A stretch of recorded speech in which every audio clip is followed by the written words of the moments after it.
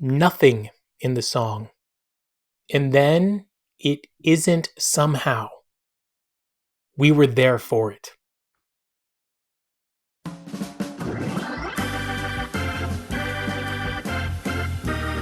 He's Nick, I'm Matt, and we're insufficient. Matthew, it's fucking This Day in Phish, Tory. What the fuck was that garbage? It was a haiku. It was my best haiku about being at a Phish show in a set 2 jam that you don't know whether it's type 2 or type 8. There is no type 8. Dude, I get really nervous sharing my haikus with people. Do you write a lot of haikus? I've never written a haiku. Oh, okay. So it's 5 syllables, 7 syllables, and then 5 syllables. Okay. And the reason that that's important is because today's International Haiku Day, Ooh! April 17th. What else is today? Oh my God. I got so a couple. things. I got a couple too. You got some? I do. Dude, hit me with the hot facts. Bay of Pigs invasion. All right, there. 1961. Yep. The Bay of Pigs, a failed military invasion of Cuba by the CIA, sponsored primarily yeah, we're trying to kill Castro. Paramilitary group began on April 17th, 1961. Okay. Yep, go ahead. Today's Jennifer Garner's birthday. Awesome. How do you feel about Jennifer Garner? I'm not a fan. Okay, it's also Victoria Beckham's birthday. Nice. Now I'm a fan. Sweet. Now I'm down. Victoria Beckham. Yeah. Hey, man, if you don't like Posh Spice, I don't want to know you. I don't give a shit. Okay. 1964, the Ford Mustang introduced. Oh, that's a good one. That's a really good one. My grandma had a Mustang when I was a small kid. Yeah, it was crazy. She was a crazy lady from France. That's Miss sick. her, love her. Besides International Haiku Poetry Day, it's also National Cheeseball Day. Celebrate with your favorite cheese snack. What's your favorite cheese snack? Cheese balls. Cheese balls are good. Cheese balls are fucking great. It's also a disease, and you should go see your doctor if you have it. Ew, that's gross. I've got cheese balls. That's disgusting, bro. Unnecessary. 1993, the Intel Pentium microprocessor released. Microprocessor, eh? That was a big deal. That's a big deal. All right, I got a better one. You ready? Yep. National Kickball Day. Yeah. Elementary schools all around the country are playing kickball at gym today. I wish they brought back dodgeball. Fuck kickball. How about butts up? Oh my God, dude. Do you think anybody that listens to our show knows about butts up? You remember butts up? Dude, I'm pretty sure it's just a Massachusetts game. But yeah, you got a tennis ball. And that's not just what I tell my wife to do, all right? So you throw it against the wall. You have to catch it with one hand. If you go to catch it and you don't, you got to stand up against that wall and everybody's throwing a tennis ball at your butt. Yep. Dude, that's a fucking classic. 1492, Christopher Columbus signed the ocean blue. Signs contract with Spain. Hey. What do you got? What anything? Yeah, I guess. I mean, this is basically Canada's Independence Day, if that means anything to you. Which is not Bastille Day. That's France. Dude, I've been in France on Bastille Day. That's fun. I've also been in Iceland on their like. Oh, that's cool. That was fun. Yeah. Unfortunately, not such a great memory. 1995 Oklahoma City bombing. Yeah, that's my cousin actually went and visited that site over the. That's winter. too heavy. He was heavy. Okay, I got one. Nina Kutsakic, and I'm probably mispronouncing that, and I will come back tomorrow and say it correctly. She was the first female runner of the Boston Marathon. Shout out. Nice. By the way, that's coming up again. It is President's in like 2 or 3 days. I'm excited. Not that, and it's the good President's Day, not that horrible fucking movie that Mark Wahlberg came out with. I was wondering how you were going to end that.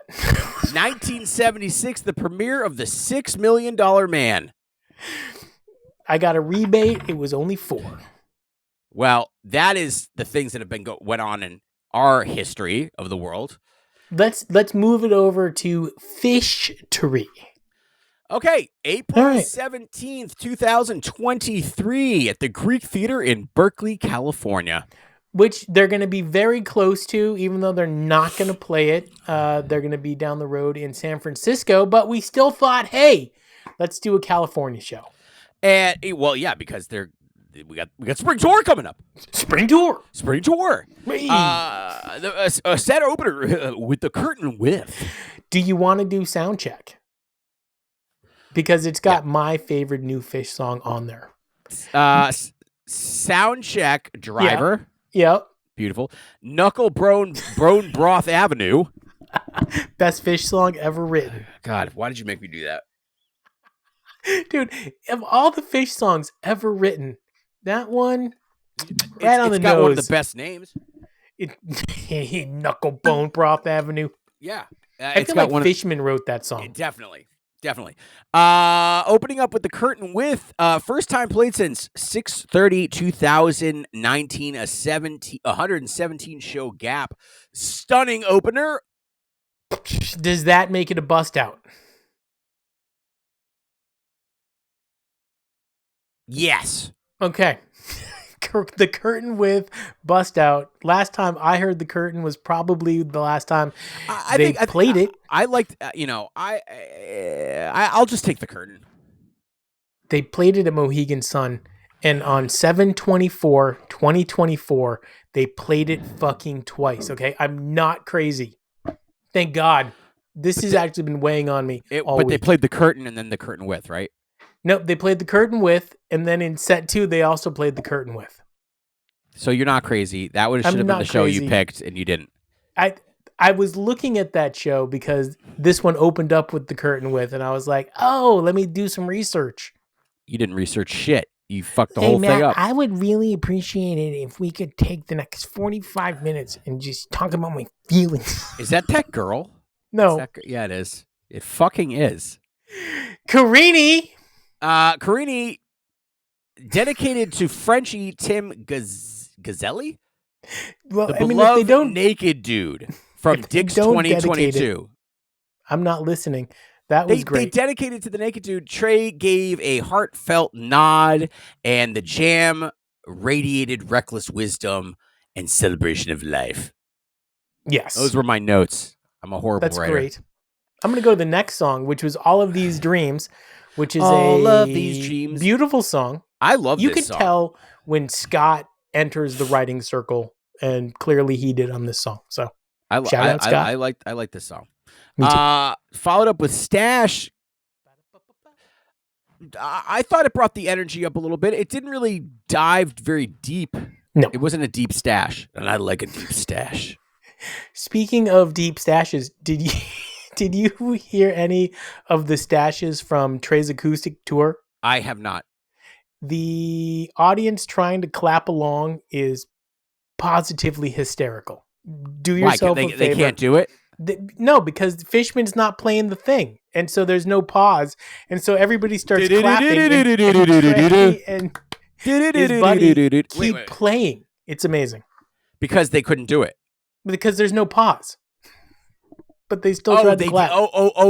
So Trey and the keyboardist never stopped? Exactly. And they did it every time, and the audience keeps trying to clap every time. It's very funny. Oh, I love it. He's like, fuck you guys. Yes, he is. And stop saying hood. One of my favorites is Halfway to the Mood. Slow simmering build that added a dreamy feel to it. Maintained the mood for the slow of the introspection.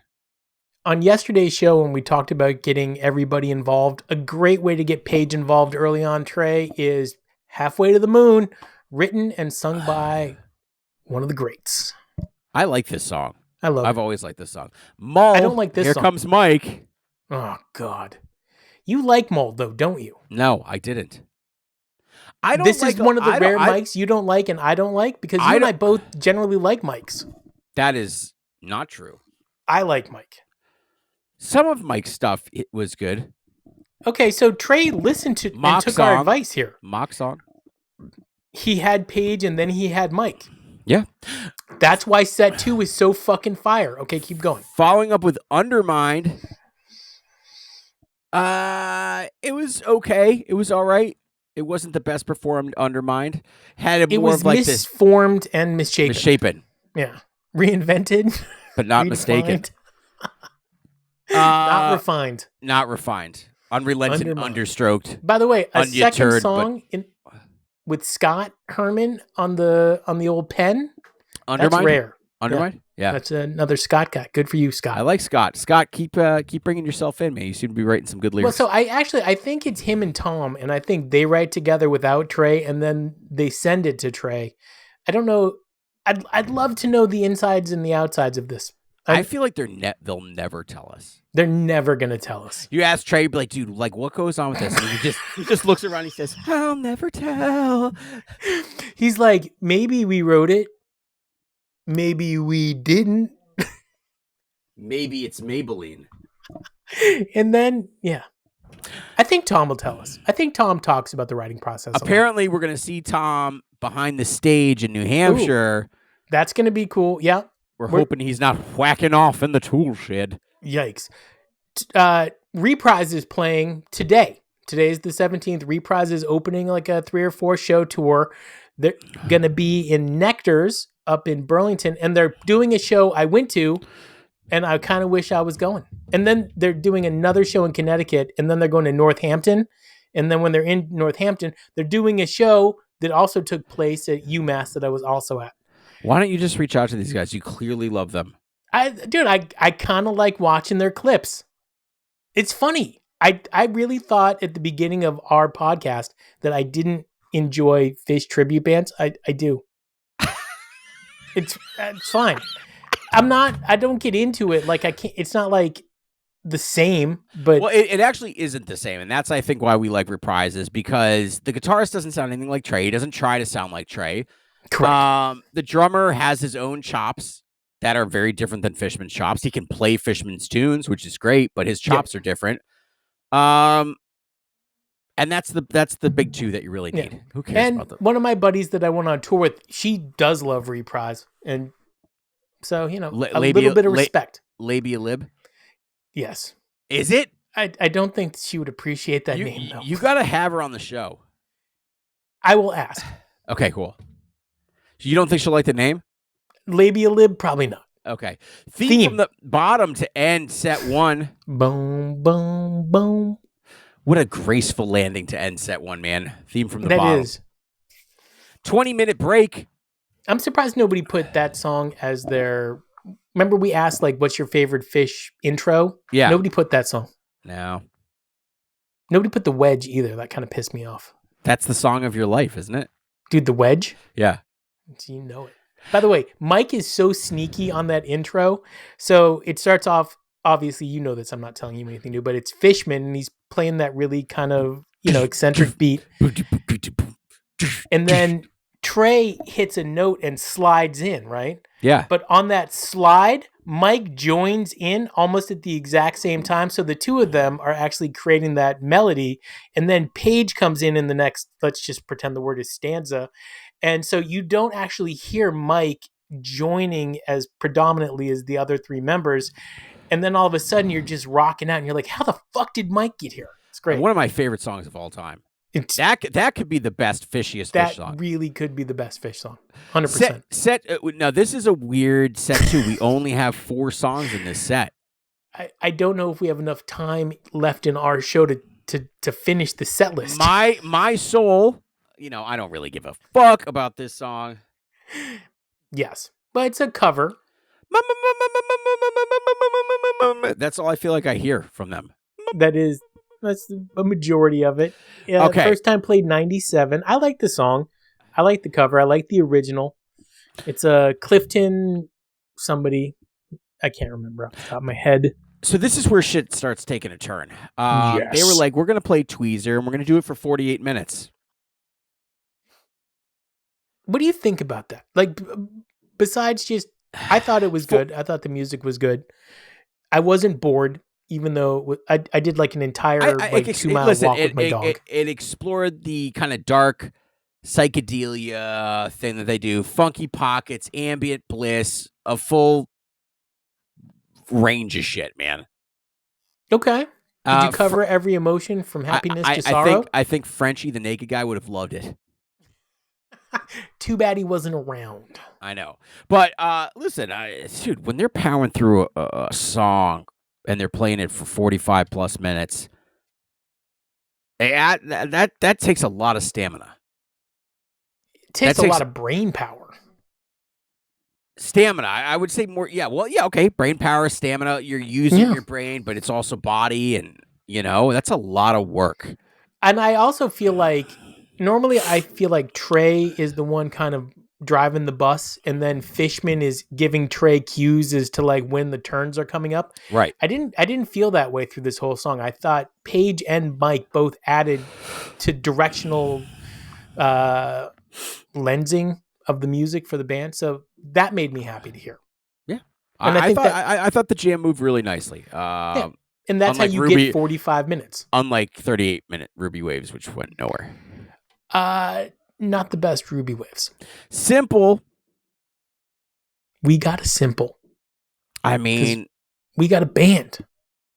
Yeah. But, what are you going to follow this up with? And I love that they ended set 2 with rock and roll. It's one of my favorite covers that they play. Lou Reed, R.I.P. I love rock and roll. If you had to pick rock and roll or Jesus Left Chicago, which one are you taking? You're an asshole. Which one are you taking? It's 2 different things. I know. So which one are you taking? I'm taking Jesus Left Chicago. I'm taking rock and roll. It's close, though. It's close.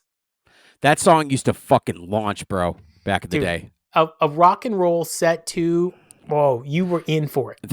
They do it so much better than Lou Reed. It is completely their song now. Same thing with Love and Cup. It is that's their song. They might as well just give it to them. Have you heard the Stones do it?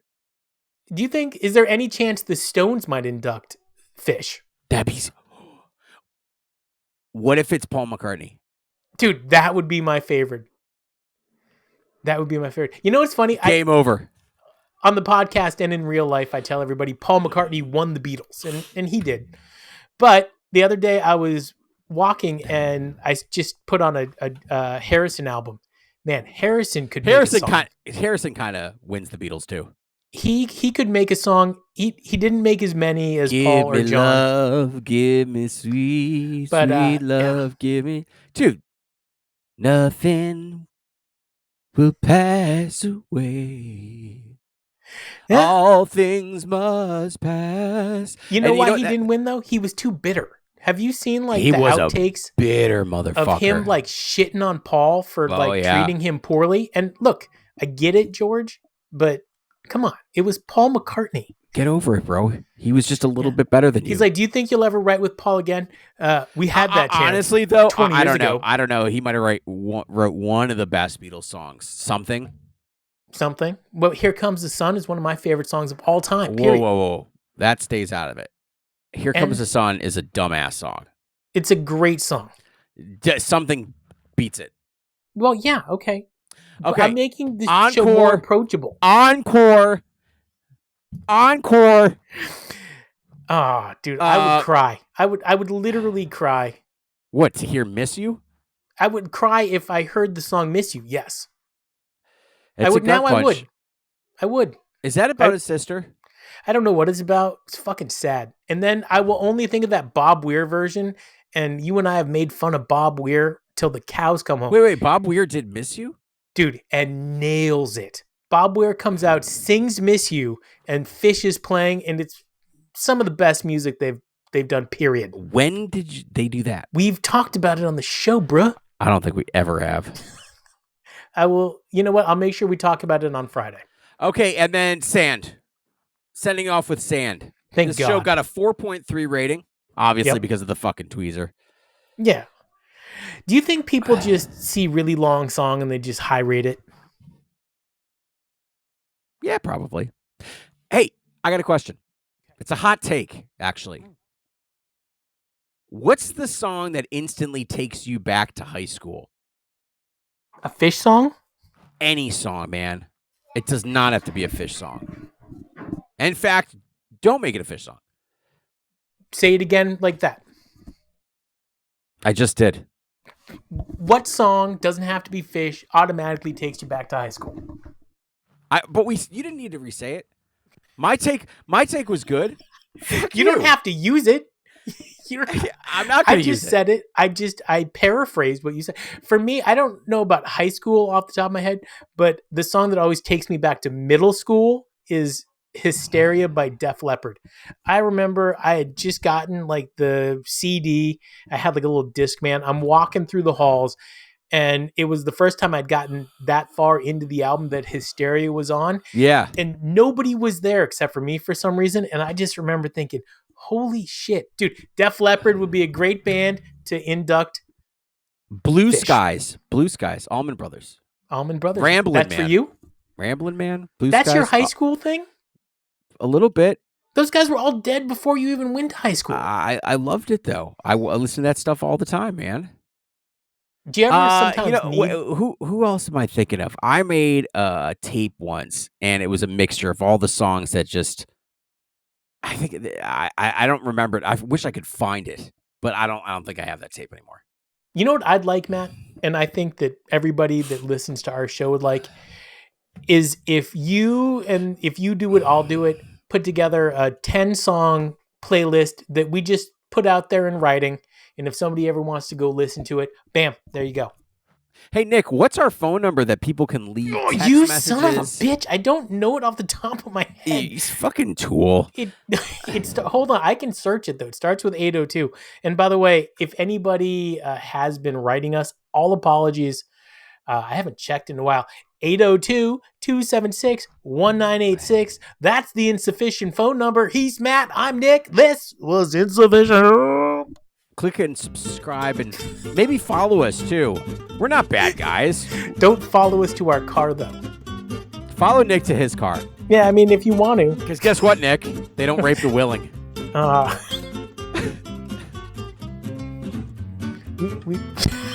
Did you have to? Who's behind you? You love that when that happens. Dude, I love when somebody sneaks up behind you and you freak out. It's the worst, dude. It's not fair. It's not a right thing to do to your dad, right? It's usually the kids. And I'm like, ah!